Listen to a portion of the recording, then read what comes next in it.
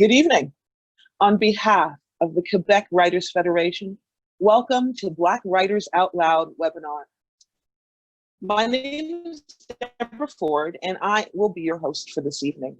I want to thank you all for joining us. I understand we have quite the house. For this, the first in a series of 4 webinars celebrating Black literary arts in Quebec.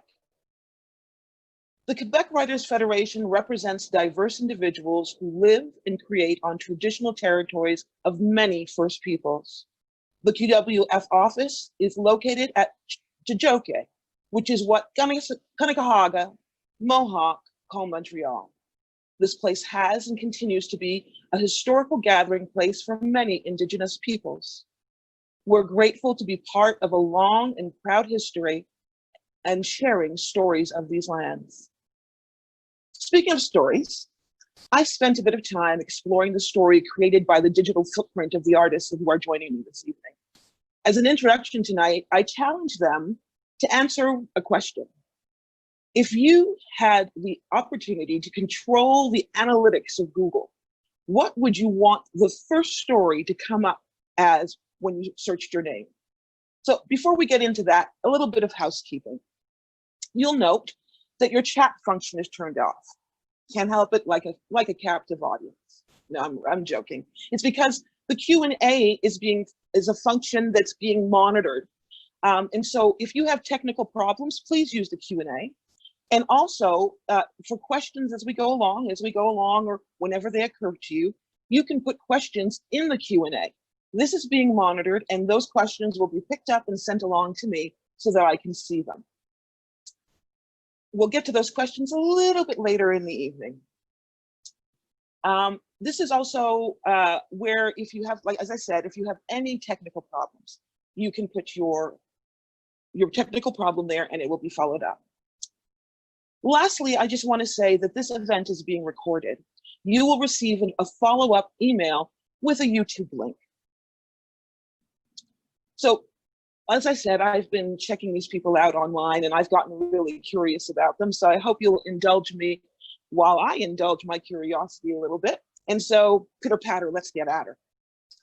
The first artist joining me tonight is an accomplished director, dramaturg, writer, and cultural animator who has collaborated with innovative theater visionaries and interdisciplinary artists for the past 30 years. Her directorial and dramaturgical work has been seen across stages across Canada, and her reputation as a mentor, teacher, and community collaborator is nationally and internationally recognized. She is the 2019 Pierre Elliott Trudeau Scholar and current PhD candidate in Fine Arts Interdisciplinary UMA program. Her celebrated Arrivals Personal Legacy project has birthed new interdisciplinary works across Canada, throughout the Americas, in the UK, Europe, Africa, and the Caribbean. This work has allowed her to articulate, cultivate, and realize a vision for theater that encourages Indigenous ways of knowing as a stepping stone to creative expression. Ladies and gentlemen, please welcome Diane Roberts. Hello there. Thanks, Deborah, for the introduction. Pleasure. So I meant to answer the question, I guess. Yes, you are. So if you were to Google me, in my dream of dreams, I would like to be known as a mover and a shaker. Yeah, that you know something, Diane, I don't know you well. I've only run into you a couple of times and we haven't had a chance to really get to know each other. But I think those 2 adjectives describe you rather well. Okay. All right, let's bring in our next person. Joining us next is an MC and vocalist with the Montreal hip-hop supergroup Nomadic Mastiff. For 15 years, it has been at internationally renowned folk festivals or local community concerts. The band continues to tour the world to connect with people. Part of her personal objective as a member of the group is to celebrate the depth of Afro-Caribbean Canadian identity, far from any Club Med image. In addition to recording and performing music, she has also devoted 10 years to demonstrating the educational potential of hip hop culture, bringing non-formal educational workshop series about the non-violent origins of hip hop into classrooms and communities across Quebec. Canada, and the world. Please welcome Tali Taliwa, also known as Natalie Ndungo. Hey, Lovey. Hi, how are you? I'm fine. So what do you wish I had seen first when I had Googled your name? Oh, I hope that anyone and everyone sees Nomadic Massive's last video called Bomba Guy for many reasons, because it's one of my favorite songs on our last album. And it's just a great video that we did in Marseille last summer. And especially now, with COVID, since we can't perform as much, I just want that video to be the most current image of the work that I do and the work that the band does. It's a celebratory track. So if that song could be forever and ever the first thing that comes up on Google, anytime anyone Googles, that's perfect. That's perfect. Well, if it doesn't come up first, we'll definitely go diving for it now. Nice. All right, last but certainly not least, joining us is a retired professor of University of United States Literature. He has published dozens of essays in literary journals and anthologies, as well as 11 books that include 5 novels and 3 collections of short stories. His novel, Spirits in the Dark, was nominated for Q-Spell Hugh McLennan Fiction Award, and No Safeguards, another novel, was nominated for the Paragraph Quebec Writers Federation Hugh McLennan Fiction Prize. His novel, Easily Fooled, will be published in 2021. He is the founder of English language and an English language coordinator of Lectures, Logo Readings. Please welcome H. Nigel Thomas. Good evening. We need your mic on, love. Okay. There we go. Yeah, good evening to you, Deborah, and to all the panelists. Pleasure to be here. Laurie, everyone else, and so on. No, I'm going to be just banal. The first thing I want is for people to see my autobiographical statement so they could find out a bit about me. That's about it. It's on my website. Cool beans. I don't know if that's banal, but that's a starting place. Yeah. Speaking of starting, I want to start with you this evening, Nigel. In our casual conversation yesterday, we were reminded how, as most islanders, if we talk long enough, we'll find connections between us all. For myself, as a part of exploring, I checked out your Bettina Pages interview and discovered one of our shared commonalities is that we spent our formative years with our grandparents. Yeah. This is something that is common in the West Indian community. Mine's a bit different in the sense that I was born here, but later you said something in that interview that just kind of rang a bell for me. You said, I struggle to find metaphors for contemporary audiences. I thought that was really interesting because I know I connect my love of words and wordplay to my grandfather, and it makes sense to me that my written voice is a little bit off the so-called norm. So when I heard you say that, the question that occurred to me is, why struggle? Why not let your instinct flow and just allow audiences into your metaphorical world? I'll respond by simply quoting Williams Wordsworth. I'll update his statement. He says, the poet, meaning the writer who creates by way of the imagination, the imaginative writer, is a man, I would say human being, speaking to other human beings. And if we're going to communicate with other human beings, we do have to find a medium that those other human beings understand.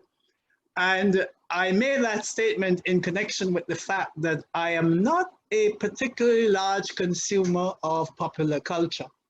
And popular culture is where contemporary audiences find their metaphors. And that's actually what I was referring to. Yes. Yeah, absolutely. I understood that. Again, it resonated with me when you spoke about that because I grew up in the house where we didn't have a television. We had something called the boob tube. We were told that, if you watched it long enough, you would turn into an absolute boob. I saw television for the first time in 1968 when I arrived in New York City. I was already 21. Yeah, so that's, it's very different when it's introduced to you later on in life, right? Yes, that's right. So in that same interview, the host referred to the work as immigrant literature. I don't know about that term, kind of sound interesting. And you spoke about the difficulties of second book publications. People get excited about that first book, but that second book, as you said, if they don't sell, publishers tend to drop you. Exactly. So what I want to ask though is, what do you think is necessary to assist minority voices to take their place in the Canadian canon? Oh, that's a very difficult question because it is a fact that we don't really control in any way, shape, or form the literary marketplace. And insofar as we are dependent on those people who control the marketplace, it is hard to answer that particular question. And I'll give you a very pertinent example. In somewhere around the early, about 2000, yeah, it would have been about 2000, around that time, I attempted to get a literary agent. And her response to me was, you know, I am not taking on Black writers because publishers are not particularly interested in works by Black authors because those works don't sell. People don't buy them. So what do I say? The only thing I can say to Black writers, and I said it to a burgeoning writer yesterday, is write, and write to the best of your ability. And write something that you are satisfied with, you are comfortable with. Maybe it will get published. Maybe the time will come when we will have a greater share of the marketplace where we ourselves will become publishers and so on and so forth. But prepare, have the stuff. If you're driven by your imagination to create, create. That's what I say to them. Write for the love of writing. Yes. Yes. All right, I have one more question for you before we bring our next person back into the conversation. You received the Black Theatre Workshop MLK Award this year. Right. What was that like for you? And is there any chance that we'll see some of your poetry turn into a stage play? Well, let me begin first with the MLK Award. I mean, when it was announced to me, it was like a bolt from the heavens. I wasn't expecting it. I'll be honest with you. I have always felt that our community have walked on tenterhooks when they have had to deal with gay artists. And I always felt that that was always something that was going to work against me. And I have a long history of this. My first novel was rejected by Heinemann initially because it has a gay character, a gay protagonist. And the point was, we rely on a Black audience to sell our books, and Black audiences are not going to buy a book with a gay protagonist. And so I was kind of surprised. And I felt wonderful, wonderful. I mean, we're going places, sort of a thing, in our evolution.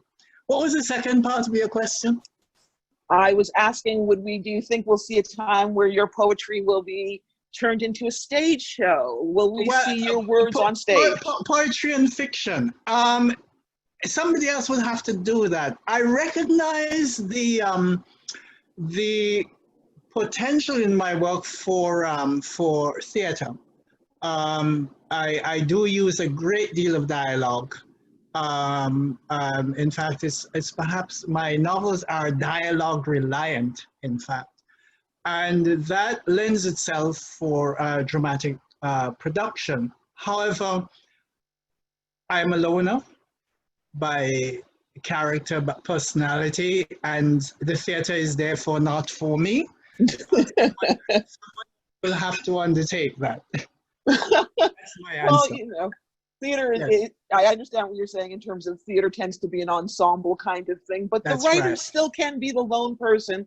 You can still hand it to us and let us go off and do it. So maybe we can talk you. I'll talk to Quincy and see if we can talk you into it at some point along the way.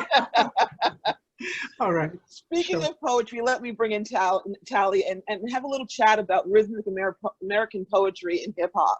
Yeah. Before I get to that, though, I wanted to ask, how has your studies in journalism informed your voice as an artist? Ha. Well, it was when I started working as a journalist 10 years after I finished journalism school, because I spent a lot of time working in community, doing grassroots work with Black youth. My poetry informed my journalism. I had a hard time adjusting some of that creative language and imagery that I was so used to writing in terms of writing rhyme verses and rhyme lyrics. They would interfere with what we say in journalism is keep it simple, stupid.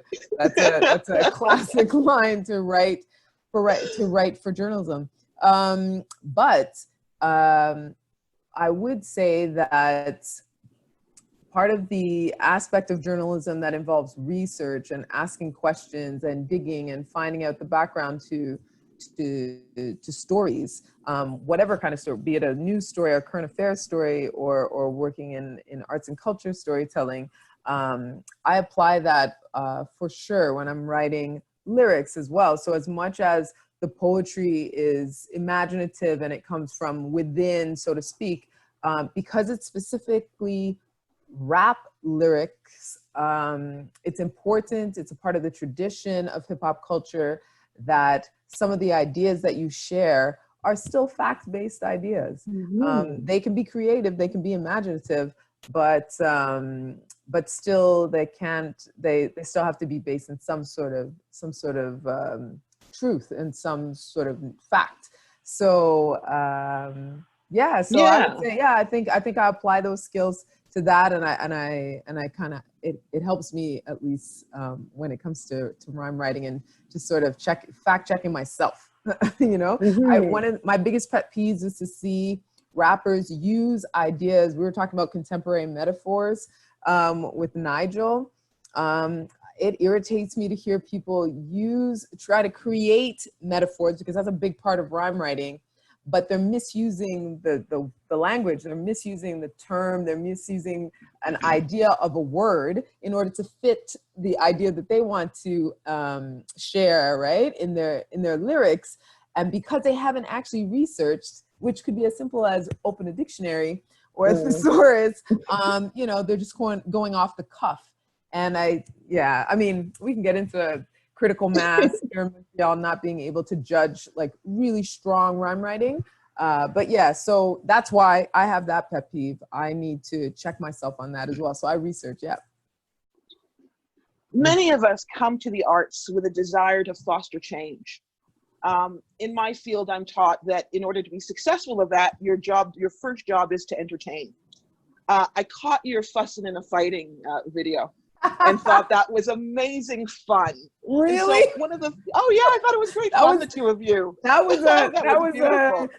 was a very impromptu situation where one member of the group was playing some music. I loved it, and I had some lyrics nothing has come of that actually. But to me that was the prime example of hip hop. Do you know what I mean? In terms of where it comes from, that, you know, just folks, you know, someone puts down a rhythm, someone puts down some words, and then we build from that. Yeah. But the question I have for you is, after 15 years with Nomadic Massive, how do you keep the work alive and fun for yourself? How has your artistic voice evolved over the 15 years? Oh, that's a great question, because that is exactly where we are as a band right now, raising that question to ourselves. And I think part of what is challenging is, as you mentioned, and I'm sorry that there's thunder and lightning. I have my my balcony door open because I live in, you know, one of the hottest neighborhoods in Montreal, in Côte de Neige, you know, in a little 4.5, and my air conditioner would be making too much noise. So the door is open. In terms of keeping it fun, we've been fortunate as a band to travel a lot outside of Canada, across Canada and outside of Canada, and sort of meet new audiences all the time. We've been to, this is the first year in 5 years we haven't been to France for our annual sort of summer tour, and usually in spring we're across Canada and the US and stuff. So I think just those experiences in as themselves as performers keep it fresh and fun.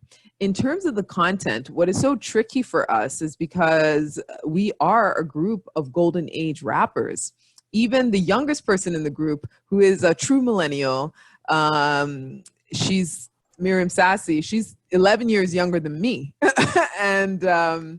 And she's still a golden era rapper, which means someone who is in love with the rhyme writing of the late 80s, 90s, mid 90s, especially the conscious rap stuff.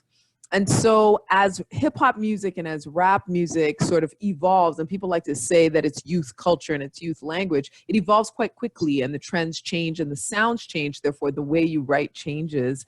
It is challenging for us not to go with the flow of that, you know, of that trend and what is popular, but also be stuck in a sort of older, what people literally called an old school kind of way of performing. So we really work at it. We just bounce ideas off of each other all the time, be it musically or lyrically. We check each other on certain things as well, in terms of like, you know what, we can't use said word anymore. Like that's an archaic choice of word right now. And it doesn't mean we have to use the slang of the day, but I think we pay attention to it so that we can see how we situate ourselves with it. And that in itself as a process is fun. So yeah, it's challenging, but it's important to keep asking ourselves those questions. Otherwise we'd have to just end the project now, you know? Got that. All right, so speaking of asking questions, let me bring Diane in here as well. Diane, there's nothing like being asked to sum up your work in one sentence, of course, but I have to try to ask this one question. What are Indigenous ways of knowing? Good question. I think of one definition of indigeneity is of the land. So not to diminish the cultural, the importance of cultural naming, and that Indigenous means something to Indigenous peoples. But there's this, I mean, Indigenous peoples here from Turtle Island. When I started exploring what that term meant to me, it was when I was running an Indigenous theater company in Vancouver, and I was trying to understand what my role was as a racialized, some would say settler, although it's debatable whether African diaspora people are settlers, but you know, that's an ongoing debate and conversation. So I was thinking about the root of indigeneity and the idea of being of the land, from the land, caretaking of the land as well. And so when I think of Indigenous ways of knowing, we all carry those from wherever we are Indigenous, wherever our Indigenous selves come from. So when we in the work that I do, the Arrivals Legacy Project, when we're reaching towards this place of Indigenous knowing, Indigenous way of knowing, we're reaching towards that almost ethereal place of trying to place ourselves in relationship, in kinship with the earth, with the land, and with the peoples who are of the territory that we have landed on. but also that idea of bringing that indigenous self with us. So how does that change how you approach the work? Well, I think what it means is that we're not talking from a sort of high intellectualized, even politicized place when we're dealing in the work. We're actually talking from this place of a deep grounding, a deep question of what it means to have our feet alive and walking on the earth that we're walking on, and this space, what it means. Can I tell a little story? Absolutely, please. There's an exercise that I do at the beginning of my workshops, which actually just sort of came to me when I was doing a residency at Concordia. I was asked to explain the origins of theater, or to talk about the origins of theater. And so I wanted to do a sort of revisionist origin story rather than the Greeks. This exercise, I just started writing these words. We stand up with hands open, we sit down with hands closed. We stand up with hands open, we sit down with hands closed. And then there's a series of other prompts. And so I just started practicing this. I didn't know what it meant. I didn't know where it came from. I just started practicing this. And I do this exercise in workshops all over. And in every single workshop, there's this sense of this connection to something really deep. And it's such a simple exercise. And I did the exercise for the first time when I was in St. Vincent. I went to St. Vincent for the first time as an adult. And I was doing this exercise with some Garifuna artists and Vinci artists. And I said, okay, put your feet flat on the ground. Imagine that that your feet is breathing the earth, and we'll just start this exercise. And then as I said, imagine your feet are breathing the earth. This sense of real profound connection came for me, because it was the first time after doing the exercise for years in different spaces and imagining my feet breathing the earth and my territory and my ancestry. I was actually in my ancestral land for the very first time, and it brought tears to my eyes. Oh, yeah. And then a Garifuna member of the group came up to me afterwards and said, you know, we do that in our ceremonies. Wow, you tapped into something. So there's something, you know, that one connects to that one doesn't necessarily know they're connecting to. You've had a history of being exploratory in your work and going places that sometimes others wouldn't go. One example of that I drummed up and thought, oh boy, was this really risky. In 1988, I believe it was, at York, you went ahead and put on a show called For Colored Girls Who've Considered Suicide When Rainbow Is Enough. And because of the circumstances, did it with an all-white cast. We know that you know, Montreal would lose their minds if something like that happens here. We know that happened not too long ago. We had an example of that on our main stage. What was interesting to me is you described the result as a stunning rendition of the play that brought the audience members to tears. Now, I got the feeling in reading about it that you made the choice to do it that way because you had no other choice. But do you think there is value in doing that, in taking a traditionally Black play and casting it with an all-white audience, all-white cast? I would say generally no. I don't think there's value in that. But for me, there was value because I was exploring something. When I first went to theater school, I was given the opening monologue of that play as a monologue to study and to do. But I had no connection to that play, and the professor had no way of helping me understand that world. You know, I grew up in Canada, I'm Caribbean. I didn't have the tools that I needed to unpack it. So that always stayed with me, and I really wanted to do that play and to understand Shangae's language and the choreo poem aesthetic. And so there was something in me that wanted desperately to fulfill this in my final project and not just take a white play and cast the white actors in that. So the way that I approached it was that I challenged the actors to treat the language as they would Shakespeare. So they were not to try and anglicize it, but they had to work within the rhythms that were on the page, and they had to find their voice within that. So it was an exercise of cultural crossing that I think that I challenged the actors to do, and I didn't let them off the hook, not for 1 second.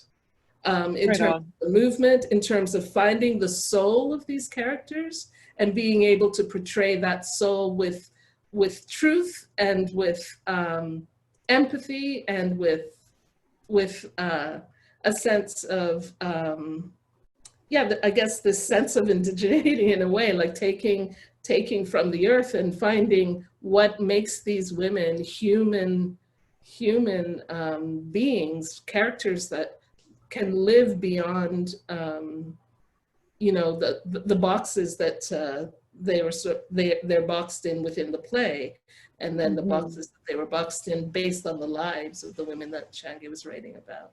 So it was a real challenge to do that.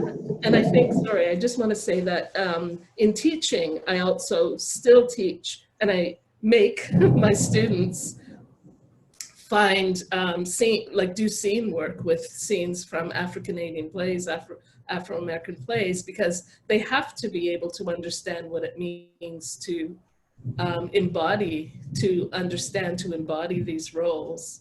Absolutely. Yeah. Absolutely. And, it's unfortunate that I have to say my own experience kind of mirrors yours in the sense of when I'm going through school, it was very hard to find teachers who were connected to the work enough to be able to point me in the direction of work that was reflective of the life that I've led as a Black Canadian. Very often we are given the Black American model and told, this is your experience. And while, yes, I definitely feel, a kinship to the Black American experience, I know there's a huge difference in my life because my people got on a different boat. They came, went from the island to here and not there. And so it's interesting that the school system still needs to catch up on that. And so I'm going to invite everyone to open their mic, and because we'll have start a group discussion, particularly around some of these issues of representation. The thing for me is that I've noticed, as Black people, there's this code that we live by, right? There's certain things we just don't say around other folks. We might talk about it amongst ourselves, but we don't do it, out in public. As artists, particularly as writers, our challenge is different. Our challenge is to expose, to show, to uncover, to unmask. Here I have to give a nod to Chris Rock when he said, racism is not my problem. I'm done taking the lead on fixing that problem. Personally, at this point, I'm more interested in healing my community, which really means exploring the ugly, the rampant homophobia, the hypermasculinity, the protection of the Uncle Touchy-feelies in our community, and how we keep spaces where they are safe more so than our daughters are. So the question I have for you as writers, and would encourage you to explore together, is do you think we have come far enough as a people that we can afford to put the naked truth out there now? Or do you feel compelled to do so in your work? I leave that to anyone who wants to answer first. All right, I'll jump. I agree largely with Chris Rock. And in fact, today I was thinking about that very same topic. I look at my earlier novels, for example, particularly novel 2 and novel 3. Novel 2 is largely, if there is such a thing as documentary fiction, my second novel was that. It exposes what went on, the sort of racism that went on in Montreal's high schools, for example. Novel 3 is an expose largely of colonialism as I witnessed it, its deadliness, its ugliness in all forms. And after that, though, in the series of novels that my interest is Black ontology. How do Caribbean people living here survive? The issues that they have among themselves and so on and so forth. So I have actually followed a kind of evolution in that regard. And I was actually thinking today, well, you know, there's hardly any mention of racism in the 3 of the 4 novels that comprise a tetralogy of novels that I am working on. There's hardly anything about racism in No Safeguards, hardly anything in Fate's Instruments, and virtually nothing in the one that's going to be published next year. And the same goes for number 4, which is already written.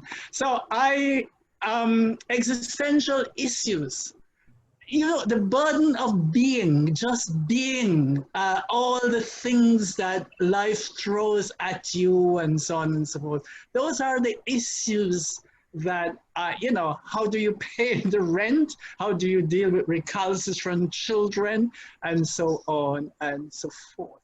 The challenges that everybody has. Yeah, parents, everybody. Yeah. Diane, I don't know about you, but as a theater practitioner, I know I've gotten to the point, I don't want to see, I know our history is important. I know it's important that we know it, but I am done paying to see myself as a slave on the stage. I am done with that. Yeah. Where are you sitting in all of that? Yeah, I feel the same way. I feel like there's so many stories that that we're not allowed to tell, you know, in the mainstream. We tell them, we still tell them, but there's only one narrative. I think of Chimamanda Adichie, the danger of a single story. She has this lecture that she talks about this idea that it's the same story being told over and over again, and in such a way as it's always being debated. So our humanity is always being debated or being justified against history. So it's this idea that, well, that was the time. So we have to understand, or et cetera, et cetera. But there's so many more stories and so many nuances that are celebratory, but also tragic, and you know. So yes, I'm tired of the flat narrative of Black and Tally, white. it's interesting to me, Tally. In hip hop, it seems a little bit different for me. I'm one of those old heads, right? My Arrested Development. Yeah. You know, when I need to get my Eye of the Tiger on, I go to hip hop, but it's the older stuff. It feels almost like with the commercialization of hip hop, it kind of, you know, many of us have stepped away from it. And so I would put the question to you. Yeah.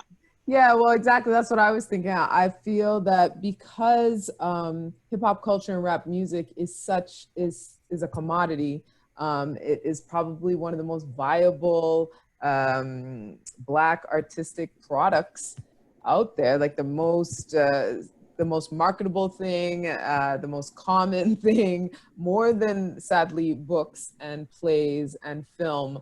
I think that talking about Black experience and the variety of Black experience is challenging in rap music. And what ends up happening is that some marketing god creates these lanes for the various kinds of rap music that exists, and the so-called gangster rap, and this, you know, right now trap, rapping in the trap style, that's coming from a particular lived experience. I know. That's coming from what's called trap houses, which our generation would have been called gates. If you were from Montreal, you call those places where they sold drugs, we call that gates.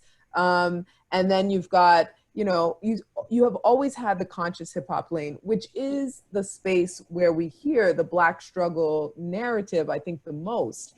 But what is great about writing rap is that it's important to be relevant. It's important to be to talk about, to report on what you see and know at the time in this moment. And it's funny that you asked this question now, because I was asked to write for a producer, contribute a verse with another rapper in England. And we both have a similar tradition. We're both coming from the same kind of vibe in terms of the music that we write to. And we both felt that we didn't want to, I think the producer expected us to come with all that rage, because this was right at the time of all of this Black Lives Matter stuff. And he was expecting us to it would just spew out. And we both felt I felt overwhelmed to search for the ideas. And I think as I explored it, I realized some of that overwhelmingness was just sort of like, this is what I write about all the time. Even when people are not out in the streets, I write about this all the time, because if I don't write about it, it is silenced in the media in which I exist as an artist. It doesn't exist. I literally have a verse where I say, angry because I really am that rap chick. I really am that Black chick. So I don't mind claiming the angry Black lady persona, because I am angry and I can list all the reasons why I'm angry.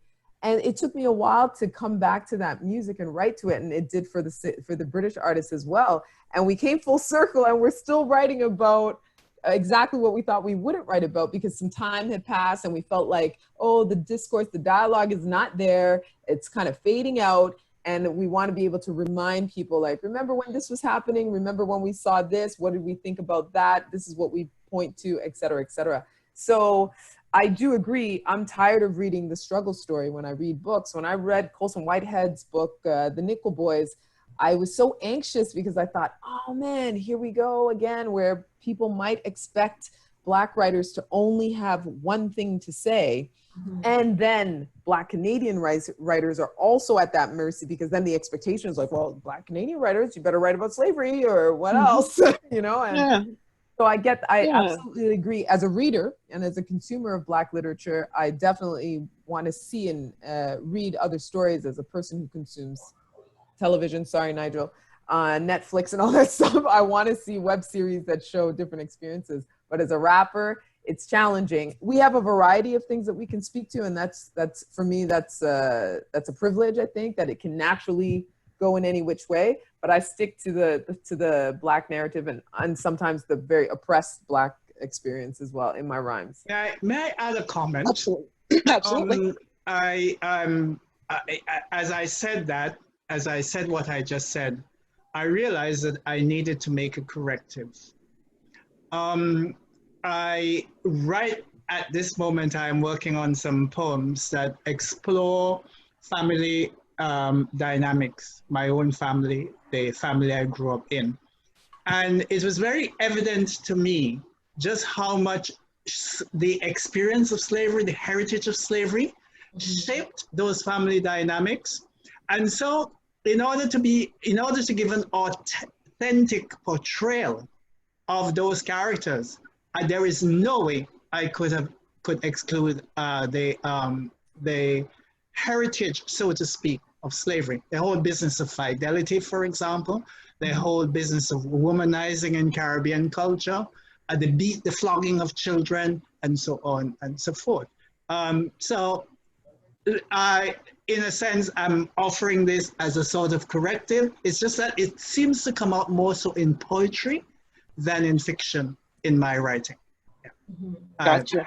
Yeah.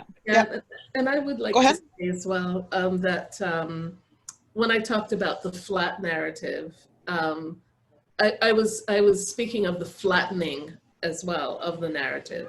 So it's not just the story itself, because I think those stories need to be retold, but there's so many nuances in the telling of that story. I'm thinking of Norbesi Phillips Zong, who writes 4 books of poetry based on the trial transcript of the slave ship Zong. Right. And the nuances of voice that is in that tome is extraordinary and not flat at all, So it's just that flattening that happens in theater a lot, where they just want to see that Slav story, you know, Oh. story, you know. They just want to see us with headscarves and digging into the earth. And it happens, that's it's it. happening in rap in Quebec as well. It's happening where the expectation is for the Black rapper of Quebec to emulate some kind of American identity, which means coming from ghetto experience or poor, not working class experience, but like dirt poor struggle hustle, which exists, and that's a legit story.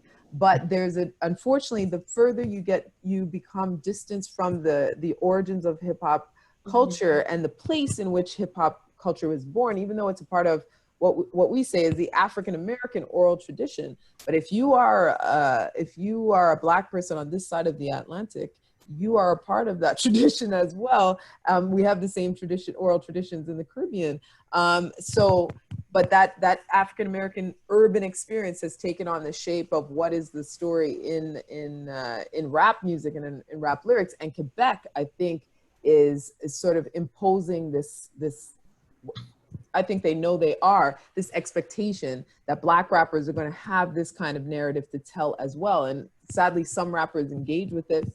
Hopefully it's authentic, but when you don't ascribe to it, then you're perhaps considered less talented or less important or something like that. Yeah. And it seems to me that a part of this is also there's a way that people want to see us that are comfortable, particularly for the white gaze. And so there's a level that producers have an important role to play here. And I think that's what it is I'm rejecting more so than the stories themselves, this idea that that's the only version of me that is acceptable to be produced.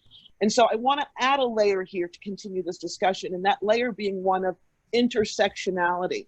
Too often I am the only person of color in the room, and as a result, I'm reduced to only my color. And so, for instance, Tally, as we talk about hip hop, one of the things I notice is there doesn't seem to be a lot of room for female voices. If a new female voice wants to come in, it's almost like she has to attack the person who's there first to put herself in that spot because there's so few spots for women. What would you say to that? Oh, it's tricky. It's really tricky. I think I definitely recognize that, yes, there are a few women that are presented that I think that are visible. In this time, right now in 2020, I would say they're the most female rappers that I can name in any time that I've been following hip hop culture since the early 80s. And so it's a question of like who gets visibility and popularity and who is marketable if we're looking at the commercial world. But now we've always had underground platforms in hip hop culture that are truly the most authentic spaces to really know who is an MC, who is not an MC. This is where lyricists exist. In what we see as commercial, that's where entertainers exist. And some of them tend to be good enough rappers, but they're really there to entertain. But if you can hold your own in an end of the week, which is an underground space for rhyme writers, or if you can hold your own in any of like the world hip hop communities, women are in those spaces and owning those spaces and actually not adhering to that expectation of I'm going to break down the one who came before me. I hate to bring him up right now, it's a bit controversial, but Nick Cannon's program that's on television is a rap battle program. And on both teams, there are women who are, as we say, killer MCs. And that's actually on television, but that is coming out of the underground tradition. Around the world, there are women rappers. It's about who is able to be visible. And I think we've come to a time in hip hop where men actually look up to female MCs just because of their talent. Like, it's not about being female. It's just about being a really good rapper.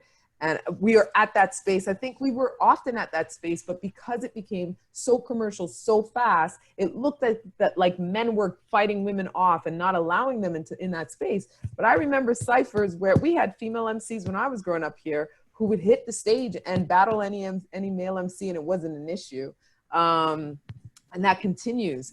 And also it's about, are we encouraging women to to go out and sort of, in some ways, personify certain aspects of what we consider to be masculine or hypermasculine? Are we allowing them to do that? Are we allowing them to understand that if you're going to pick up the pen and write, you really have to think about what you're going to say?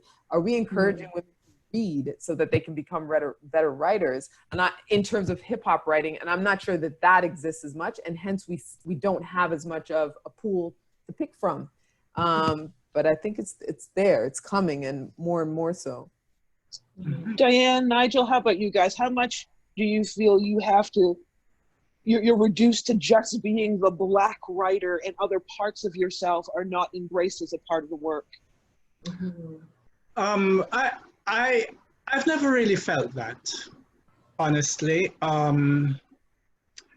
I know that when I started my writing career, I got a lot of blowback for creating gay characters. Huge blowback. Huge. Particularly, there was an event in 2000 in which my phone rang off the hook about that. I also, my characters also challenge a lot of the dogma that seem to imprison Black people. I'm talking about fundamentalist Christianity here. And people seem to recoil at that. Why do you have to do this sort of a thing? And so the pressure that I get comes from the Black community. And of course they would say things like, well, you know, are you writing for us or are you writing for them? Who is the audience for your work? And so on and so forth. But I mean, as if you read my statement on my website, you would see that I say that I write because humanity mystifies me. And I am trying to demystify that mystification and ending up being even more mystified. But it feeds my creativity, I suppose. So yeah, no, I don't succumb to that sort of pressure. There's a certain freedom that my imagination needs, and I won't allow it to be curtailed.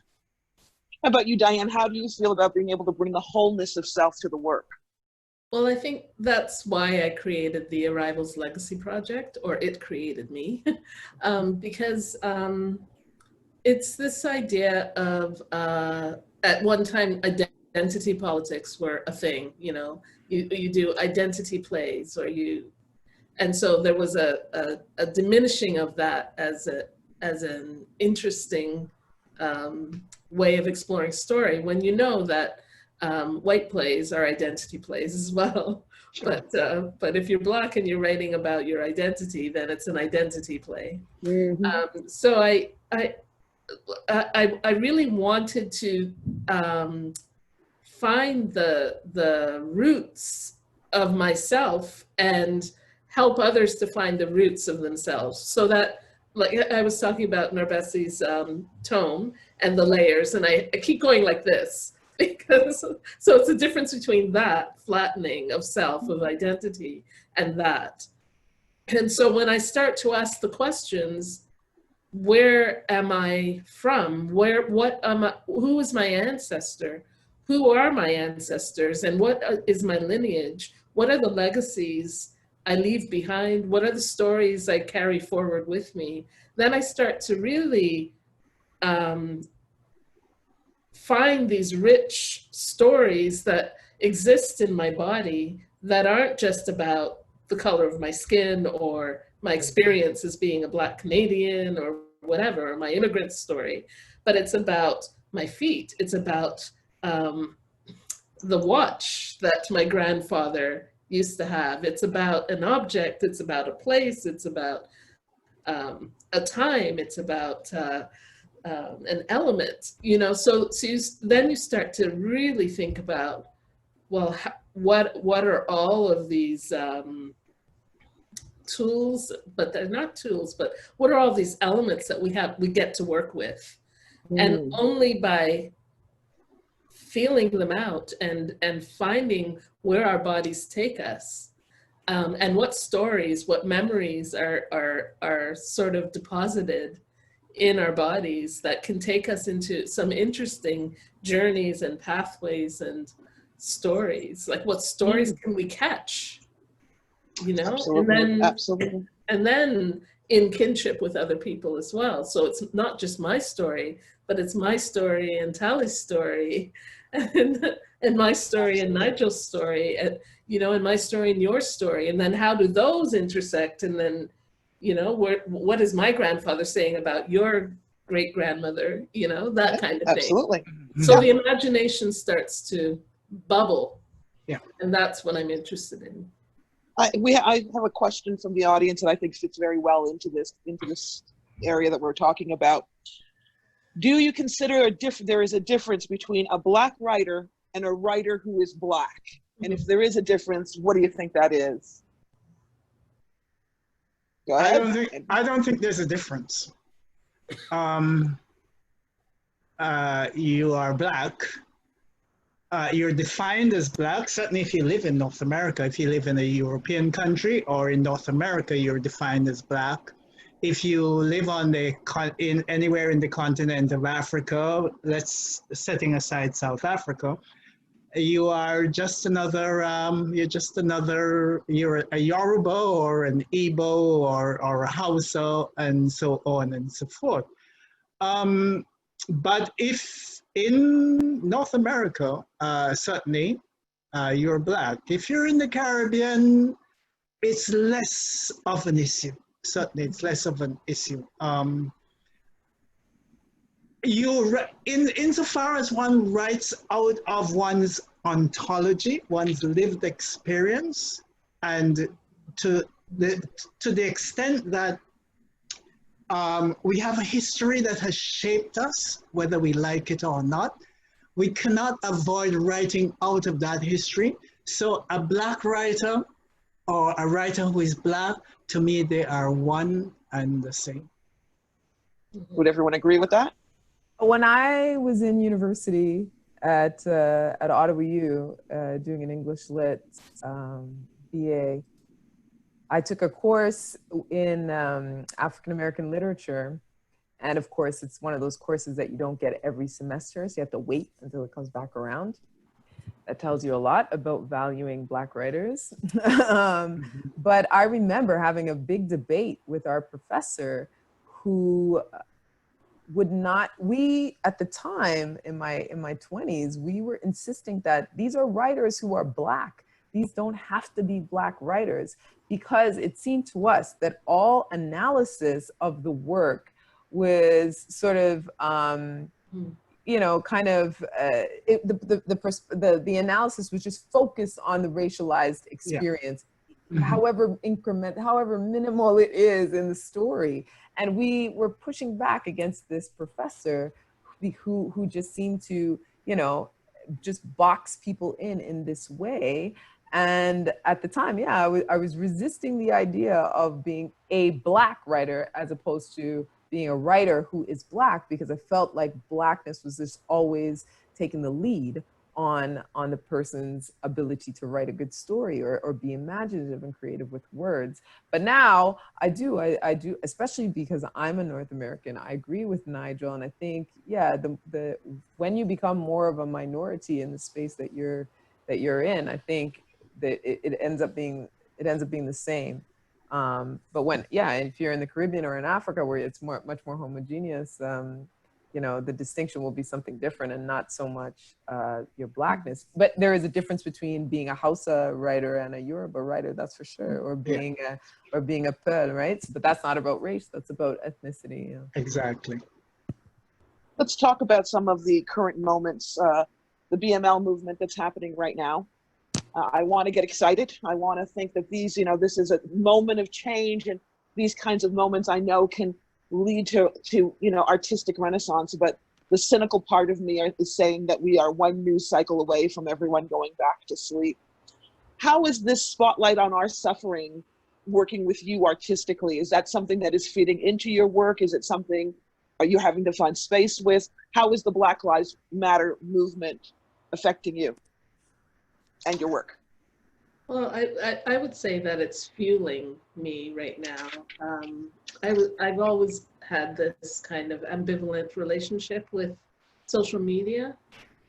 But since Breonna Taylor and George Floyd, it's just not an option anymore to sort of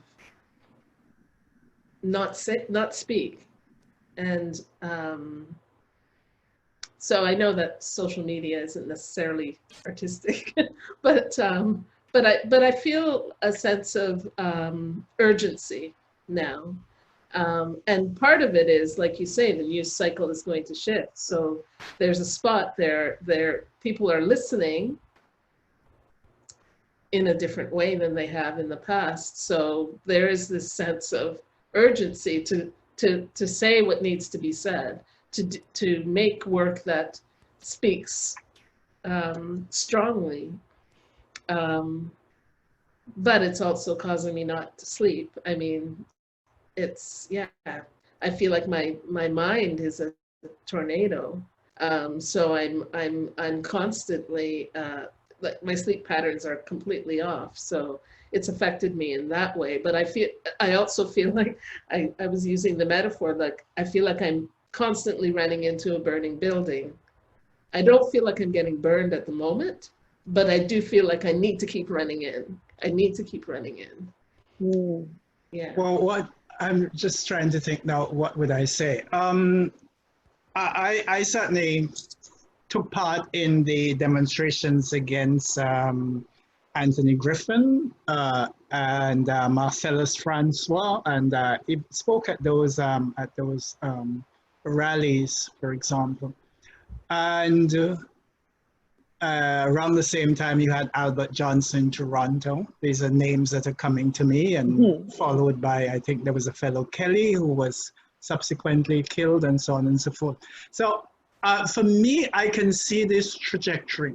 And I found it quite fascinating today that, that Obama referenced George Wallace, because it puts a whole lot of things into perspective. And I would pull all of this together to say, to prevent myself from rambling, Alice Walker made a lovely statement that has stayed with me over the years, that racism is like the weeds in a garden. You must constantly remove them, otherwise they will stifle what is there. And whatever it is that makes people racist seems to be part of a certain percentage of humanity, and the battle, to me, will always have to be fought against it in order to maintain some modicum of human decency and equality. So in that sense, Black Lives Matter and Indigenous lives matter, and the lives of marginalized people matter. And that will always, should always be a preoccupation of humanity. And my only regret is that given COVID-19 and my own compromised immunity, I cannot participate in these demonstrations. You know, unlike what I was able to do back in the 18th, for example. Yeah. Tally, you know, the thing about I've been speaking to a lot of writers around COVID and around Black Lives Matter who are talking about having either one of two reactions. One, they're feeling social paralysis, like I can't write, there's just nothing coming out, or it's going the opposite way, it's pouring out of them. One of the things I love about hip hop is the ability to have something happen and have that track up tomorrow. So how is it working for you? Is this setting you afire? Is it making you think again about your work? What's happening with you in the Black Lives Matter movement, artistically? Well, COVID already sort of paralyzed my artistic practice for a little while. And I didn't know what to say. I didn't know how to say it. I didn't know where to put it. I was questioning, as are so many artists, what is the future of my art, considering all of this situation? That was preoccupying my mind. And I'm grateful for some of my peers who I don't necessarily perform with, but we stay connected in terms of being writers in the community of a certain generation. Just reaching out and always like, hey, drop some bars, write this, do that, and share lyrics and whatever. And so this was very helpful for me to kind of just trying to get that fire burning again in me to come up even with what we call 2 bars at a time, like just something really strong that would be like, wow, that's a punchline right there. In terms of Black Lives Matter, it was a similar thing. But what I really appreciate about what I'm seeing in this current moment with regards to the arts and Black Lives Matter is how much conversation and pressure, it seems, is being placed on institutions in the arts to engage with the conversation as well and step up and look at where are we contributing to systemic racism. And it happened here in hip hop circles as well in Quebec. And it's not as ongoing as I would have liked it to be, but I think people were willing to put that conversation like, hey, hold on a second. You're down for our culture. You're down for our swag and the way we express ourselves and our music or whatever, but we are not hearing you stand out against the kind of violence that we face, not just from the police, but in every single institution that we have to navigate. And it was really, really encouraging to see people speak truth to power and people hold festivals to account. People were presenting hip hop shows and presenting, Black music in particular, having to say to them, okay, what are you doing next? What are you going to do? And the same conversations around systemic racism, where we need to see leaders, we need to see diversity within leadership. We are seeing the same kinds of things. I have yet to see the full-on actions and see, the follow through. But the fact that people are actually holding the fire to, holding a flame to these folks, that's important. And that's encouraging for me almost more than my writing, because I know I can always go back to my writing. I've been writing about Black lives since the very beginning. So that change is important here. Yeah, you speak, in terms of this accountability that's being, going to institutions and holding accountable, really important work that's being done in this level. At the same time, we are also seeing the other side of that, which is this pushback against some of this. It's often being put under the umbrella of cancel culture. Mm-hmm. I love QWF put out a statement for Black Lives Matter, and it started with the headline, "Words Matter." And for me, when it comes to this issue of cancel culture, this is the place where I think I'm having a hard time with the idea of it, is that I became an artist because I believe in the power of art to make a difference. So for people to say that whatever I say shouldn't be, people shouldn't have these reactions, I should be able to say whatever I want to, it's no big deal, I find that kind of absurd. And I wonder if I abuse the opportunities that I have within the collective consciousness, should I not get called on that, regardless of the fact that I'm an artist? What do you think? Do you think artists are exempt from that by nature of what we do, we have to be allowed to explore and say whatever we want? Or do you think people have a real concern here and that we need to be open to that concern in terms of listening, just like we do around Black Lives Matter issues? We're saying to people as Black people, we're saying, hey, listen to our story. I know it's not your experience, but I need you to hear my story and react to that. When you think about cancel culture, where do you sit in all of those questions? Okay. I hope my approach to this is nuanced. I don't think people who go around advocating harm to other people should be given a platform to do this. I really do not think anyone should. On the other hand, the purpose of art, if we are going to accept that art is going to expose and sensitize, allows room for the creation of ugliness so that we can probe it and examine it and so on and so forth. I'm thinking, let's take, for example, Richard Wright's bigger, for example, in Native Son, which of course James Baldwin dissed considerably, and so on and so forth. Right there you have a monster, but he's created in such a way, he's created with a sort of a like didactic purpose, and so on and so forth. That sort of thing is very useful. I take, for example, another novel written in the 19th century that almost everyone knows, Huck Finn. I was opposed to the campaign to ban Huck Finn because I felt that the people who wanted Huck Finn banned were not able to understand Huck Finn. I really felt that way. You don't ban a book simply because it mentions the word nigger. If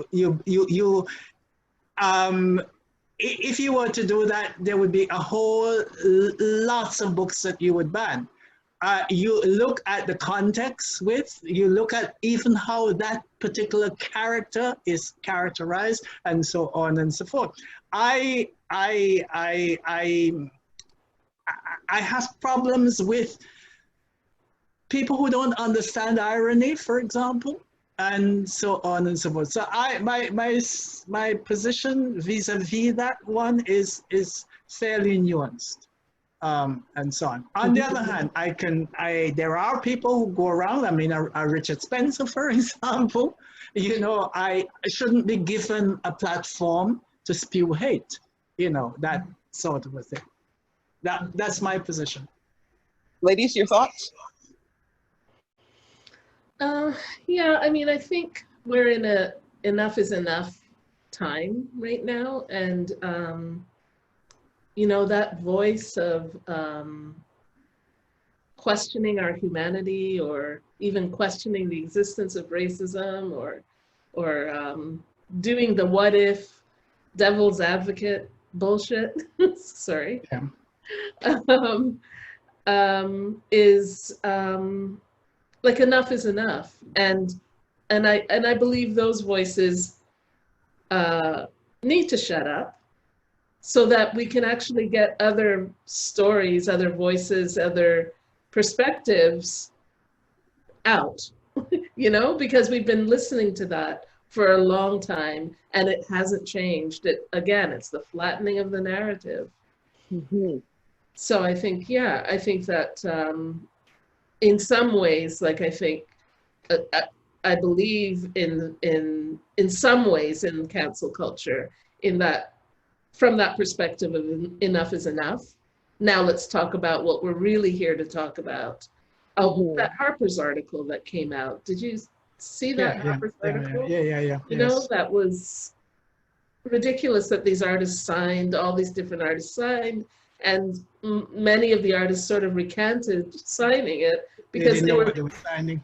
They didn't know what they were signing, because the idea of artistic freedom seemed like a good idea at the time, but when you really read it, it's really this sort of constant narrative about poor me as a white person. I can't say this anymore, I can't say that. So then the conversation shifts.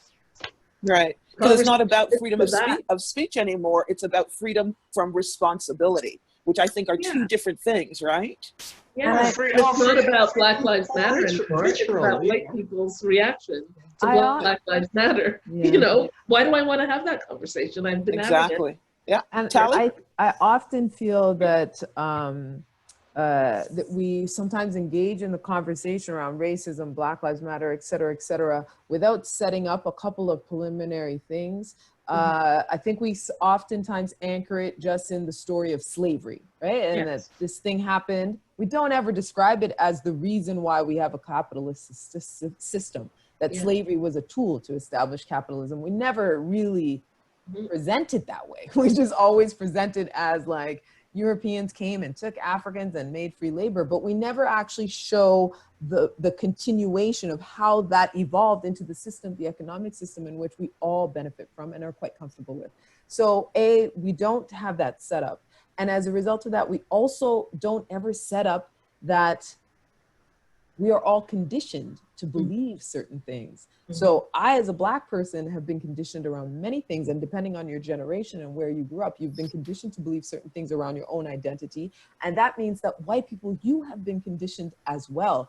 But I feel that unfortunately, sometimes even when our loud leaders' voices in our communities, our activists, go to bring these conversations to the table, I feel that that part of the information is missing, and it's essential, because I think that's the point that can actually get at this cancel culture thing that gets thrown back at us. And I think it's because white people have not even come to terms with their own conditioning, that they've been made to believe that you know, everybody's made equally. It's not because I'm not running around calling you a nigger, therefore I'm not a racist, but they can't see the rest of the stuff because they actually have no sense of the design of things.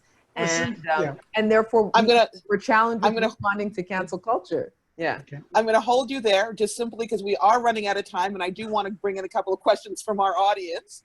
I have one question I want to ask you because I think it's really interesting. Who inspires you other than other writers? What art inspires you? I am inspired by life. And you know, I walk around and I see people, or I might hear a song or see a film or read a book. And we probably all know the old adage that a writer's food is reading. And I cannot say that it is any one thing. It's a whole series of things. Very often it begins with my own angst about something, or some sort of a character that comes to me, and so on. So something I've seen. It really, I cannot limit it to any specific 1, 2, or 3 things. In my case, no. Diane? Yeah, I mean, I would agree with Nigel on that nature inspires me. Random acts of kindness inspire me. Yeah, I think it's I have, in these COVID times, because I move a lot, and in my work, I've had a ton of plants now that I haven't had before. So plants inspire me at the moment. I'm a bit obsessive about buying new plants and finding my green thumb, but yeah. Sally? I mean, the same. Life, books. I really am inspired by other very, very good rappers. I listen to people on repeat once I feel connected to their ability to weave imagery through rhyme and to a beat. I'm obsessed with listening to how people do that. And so, yeah, other rappers definitely inspire me, but also Caribbean folklore and storytelling inspire me a lot. I think a lot about my grandmother, who is no longer with us, and just and my aunts, and just the way they would tell stories about places where they, you know, where they grew up in St. Vincent, or women in the church, and the humor in Caribbean storytelling at times I really appreciate. Just how people string a sentence around a story, and it could just be one sentence and you've learned the whole story right there. Or it could be many, many sentences and it goes on for a long time, but yeah. One last question for all of you from the audience. The archiving of Black literature is poor in Quebec. Part of that is underfunding. It's just, you know, there's not enough funding put into that kind of work. So therefore, we often rely on word of mouth in terms of who's out there, what's going on, who we should be reading. Who is your inspirational writer? Who are those maybe older Canadians or even younger, newer artists coming into the field that you would recommend to other writers, other Black writers who want to broaden their shelf? Oh boy. That sounds like you've given, that would be a very, well, you mentioned Obese Philip, for example. Vital, her essays, certainly. Her latest book, Black, might be a good place to start. Dion Brand's poetry and novels. I'm thinking particularly the novel What We All Long For. There's George Eliot Clark. There certainly is Austin Clarke, both his Caribbean works and his works that are set in Toronto, featuring West Indian, particularly Barbadian immigrants who have settled in Toronto. And you can go on, Suzette Mayer, recently S.C. Edugian, and on and on and on, but I'll let the other people make their suggestions. Diane? Yeah, I mean, for me, I always recommend Nabessi Phillip because she works in such a wide range of I guess, areas of writing: poetry, essays. But the book that I carry with me all the time is She Tries Her Tongue. Her Okay. Silence Softly Breaks. Absolutely. That's a book that's really so close to my heart. I travel with it. Mhm. That's really important to me. And I mean, outside of Canada, Maya Angelou and Audre Lorde, you know, there was a point actually where I had to go to a bookstore owner in Toronto. I think I was in my 20s. I had not yet read a Black book, a Black novel. So I went to Winston Sutton, and he gave me a list of where to start, you know, Toni Morrison, Paula Marshall, and I'm really grateful to him for that. For not shaming me for not having read a Black book or play, but also for introducing me to this world, and, you know, so yeah, there's a ton. Oh, and Sally? dancers, Sorry? dancers. Sorry, I want to shout Okay. out Zab Mabungu, who is, Oh, yes. yeah, who Who is, created a field here, yeah, created it. yeah.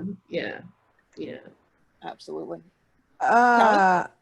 So I won't actually suggest writers of books, but I'll suggest rhyme writers, Black Canadian MCs. Well, in Toronto, there are a whole bunch, but Hawaii Mighty, who is a really, really good MC.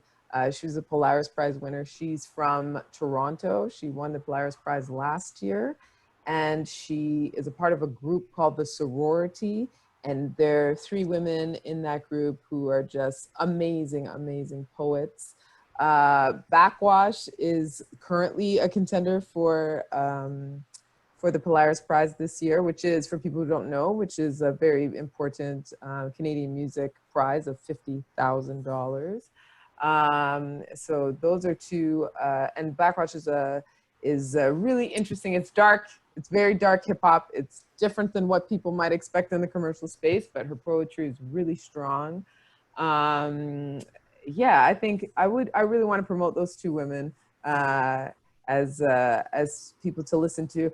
And then Rhapsody is the other female MC that I adore, and who is coming with the fierceness all the time, and just my kind of hip hop.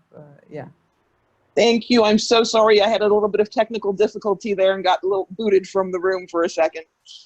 We do have to wrap up, and I want to thank you so much for allowing me to just cherry pick through your lives and share, you know, for my own edification and hopefully for the entertainment of our audience this evening. There's, as I said, always never enough time, but I want to ask one last question for each and every one of you to answer. As artists, often work is constantly evolving. Even after that moment of publication, we still want to play with it in our minds and that kind of thing. What for you is that signal that the work is ready to allow audience in? And to add to that, to just nuance that question a little bit, who are you creating for? When you create, are you creating for yourself? Are you creating for the Black community? Who are you creating for? And I'm going to ask you to keep your answers short so that we can stay on time. Well, I'll go first because it's simple. What signals that it's ready? It's usually a deadline that we have to get an album out. And we have to record, and I got to get into the booth. So that's usually when it's ready for me. And then who am I writing for? I'm writing for anybody who is going to listen to rap music and who can learn from rap music. I don't have, my audience does not have a particular complexion or ethnicity. Yeah, I'm writing for anyone who appreciates hip hop culture. Nigel? I write for anybody who is willing to read my work. And the only, I just sort of, writing for me is a journey. It's a journey of exploration. And insofar as the publisher accepts to publish it, then I feel that that publisher or his readers, they find some resonance in what I've recorded of that imaginary journey. So yeah, that's how it is. For me, my work is never ready. It's usually that by this time I am just so sick and tired. I just decide, okay, finish. It's never ready. Yeah, Diane? I would say it's an evolving process. It's never finished. It's always evolving and moving to the next stage. And who I write for or who I work for, I would say is my ancestors, your ancestors, and also the future generations that are to come. Again, I wish we had another hour and a half together, but I know. unfortunately we are limited. I want to thank Diane Roberts, Tali Taliwa, and Nigel Thomas for being with us this evening. I want to thank the Quebec Writers Federation for producing this event and shining a light on Black literary right voices. We don't get that very often. Coming up next, September 24th at 7 p.m. is the next webinar focused on spoken word and hosted by the ever so cool and artistically gifted Jason Selman. I know I won't be missing that one. When you get the follow-up email, it will also include a link to the QWF website where you can keep track of all the fantastic offerings QDF produces throughout the year. In leaving you, our audience this evening, I've been thinking a lot about writing and about writers I love. And one of the writers I love tremendously, we lost last week, George Boyd. And I was fortunate enough to have him as my dramaturg on 2 of my plays, and it was a wonderful experience in that George just speaks right to the heart of things. In working with him, he often chided me about the voices I allow in the room when I write, the ancestors, the social conscience, all of that. And in one particularly heated discussion, he said something to me that serves me very well every time the writing gets tough. And he said, "For goodness sakes, Deborah, get out of your own way, get out of your head, and just write already." So to my writers in the audience, I say, just write already. Right, thank you. Thank you, thank you, thank you to our audience, thank you to artists, and have Thank a you. wonderful night. And Thank you too as well. Wonderful. Excellent. Thank you. Thanks. It was a good Bye-bye. time. Right. Great. Bye, everyone. Bye.